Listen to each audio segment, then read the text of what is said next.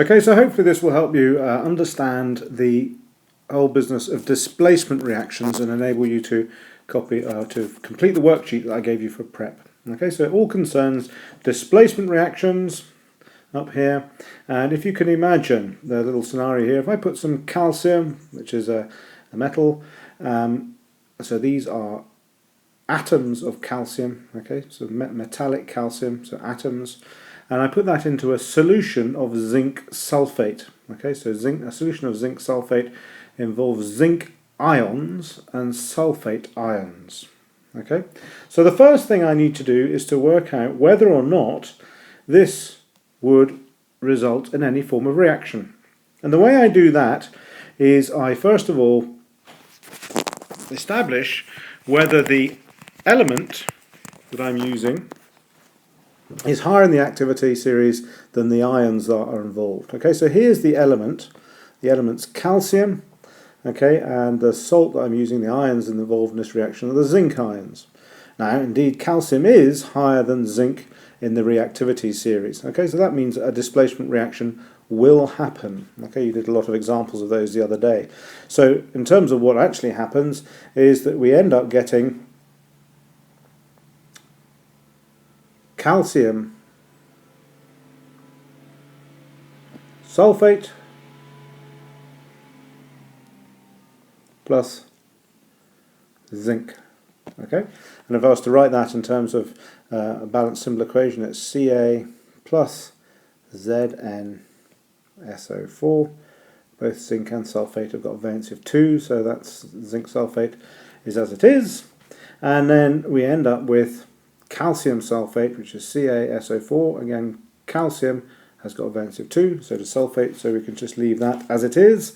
And then we end up getting zinc metal. Gets precipitated. Okay, so we swap the calcium for the zinc. Okay, that's a displacement reaction. Displaced because calcium is higher than zinc in the reactivity series, therefore calcium displaces zinc from the sulfate. Okay, now if I was to explain what's happening there, in this reaction the sulfates here aren't involved in the reaction at all. We call those spectator ions. They don't actually involve themselves in the reaction. This is a reaction between calcium atoms and zinc ions. Okay, if I were to represent a calcium atom as one of those things which is called a Lewis model, which just shows the outer shell electrons. Calcium is in group 2 and it's got 2 outer shell electrons. Okay, and zinc ions, these remember are zinc ions, okay, so the Zn2 plus, okay, that's 2 minus, 2 plus and 2 minus there. And so this is a zinc ion. So that is what a zinc ion is. It's a zinc atom which has lost its 2 outer shell electrons. And we can represent that by just writing zinc, putting in a square bracket, and then putting a little 2 plus there, which shows you that this zinc is a zinc ion with a charge of 2 plus, i.e. it's lost 2 of its outer shell electrons, and therefore it's got 2 more protons than electrons. It has a charge of 2 plus. Okay, so that's what happens over there.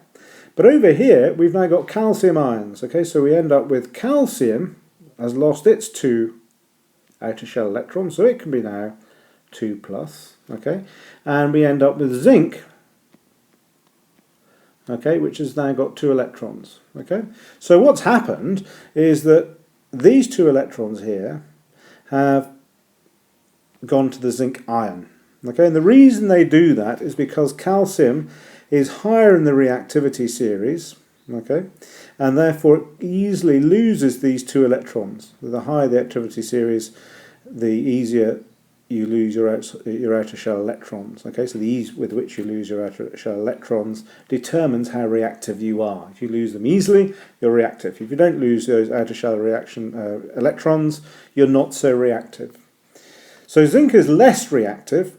So what happens is that those electrons here, they are transferred to the zinc. So this and this gets transferred to the zinc.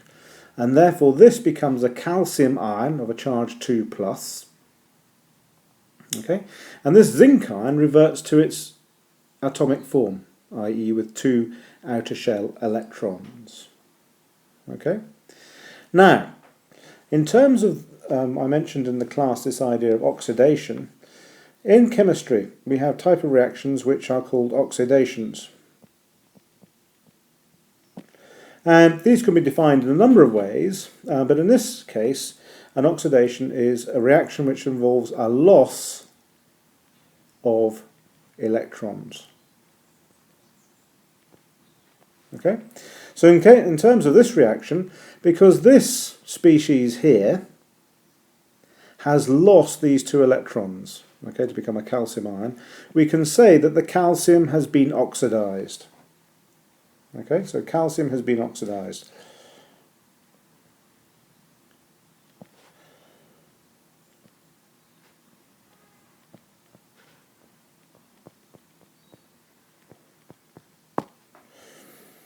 We can represent that oxidation in a thing called a half equation, and I'll show you how we write a half equation.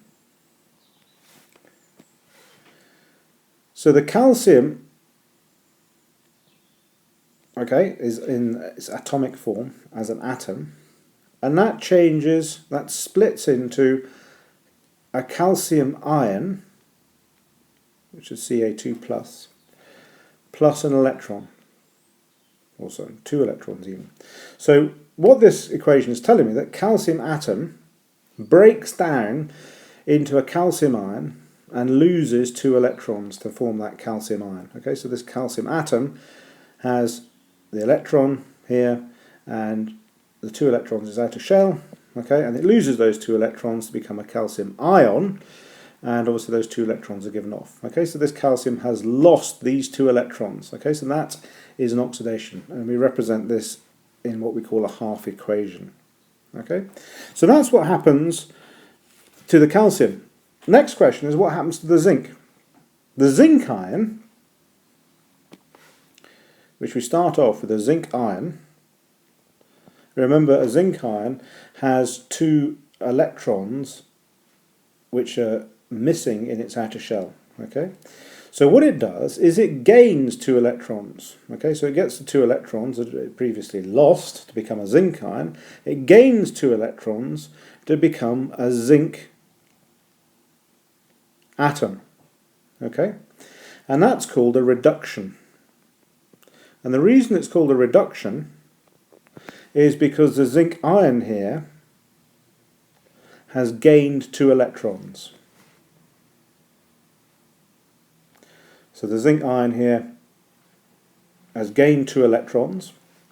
Zinc gains 2 electrons to become zinc atoms, and that's called a reduction. Okay, so that summarises what you need to know about oxidation and reduction. If I just go through a little bit again, just to try and emphasise it, what happens is that you have calcium, atomic calcium, which has got 2 electrons in its outer shell. That gives its 2 electrons to the zinc. Okay, remember the zinc ion is positively charged. It attracts these electrons to its outer shell. Okay, and because these are given away more easily than they would be if they were attached to the zinc, okay, the electrons move from the calcium to the zinc. Okay, so that's the business about this having to be higher in the reactivity series than that. And what that results in is that the zinc, because it now gains those 2 electrons, becomes a zinc atom. The calcium, on the other hand, loses its 2 electrons to become a calcium ion. Okay? We can represent the conversion of that to that in a half equation to say that calcium atoms lose 2 electrons to become calcium ions. Okay, so that results in producing that, calcium ion plus 2 electrons. And we call that an oxidation. Why do we call it an oxidation? Because this has lost these 2 electrons. We now look at the zinc. The zinc ion here, okay, has got an empty outer shell, because it had previously lost its 2 electrons. But it gains its 2 electrons from the calcium. Okay, so this zinc ion here gains 2 electrons to become an atom of zinc. Okay, and that's called a reduction. Okay, so reduction is a gain of electrons. Remember the little mnemonic I told you about, which helps you remember that?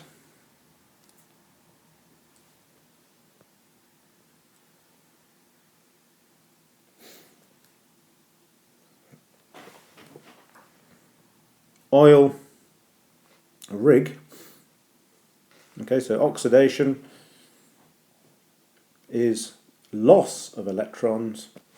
Oxidation is loss of electrons, whereas reduction is gain of electrons. Anyway, go to your worksheet now and see if you can fill in the questions which ask you to complete the word equation. Sorry, complete the symbol equation. It then asks you which of the substances is oxidized and asks you to write a half equation. Okay, so here's an example of a half equation here. That's a half equation showing a oxidation, and then it asks you what is reduced. Okay, and it then asks you to write a half equation for that, and here is a half equation for a reduction. Okay, so that will form an ion, which you then gains 2 electrons to become an atom, whereas an oxidation is an atom which loses 2 electrons to become an ion. Anyway, see if you can complete that worksheet now.